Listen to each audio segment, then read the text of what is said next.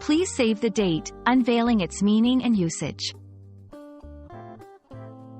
Hello, everyone. Welcome back to our channel, where we dive into the fascinating world of English language learning.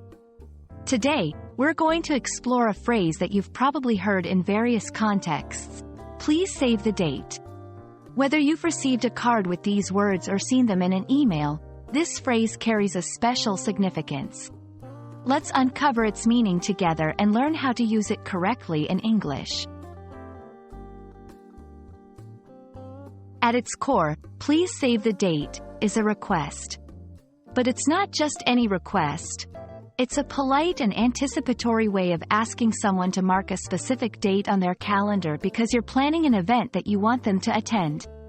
This phrase is commonly used for significant events like weddings, graduation parties, major anniversaries, or even formal gatherings and corporate events. The key elements here are politeness. The word please softens the request, making it courteous. Anticipation. It creates a sense of excitement or importance about the upcoming event. Specificity. It refers to a particular date that the sender wants you to remember and keep open. Formal invitations. In the context of formal events like weddings or milestone anniversary celebrations, please save the date is often the first notice guests will receive about the event. It's usually sent out well in advance, sometimes 6 months to a year before the actual date. This gives guests plenty of time to arrange their schedules, make travel plans, or sort out any necessary accommodations. Corporate events. For corporate events, conferences, or significant meetings, please save the date serves a similar purpose. It's a heads-up for attendees to block out that date on their professional calendars, ensuring a good turnout by giving advance notice.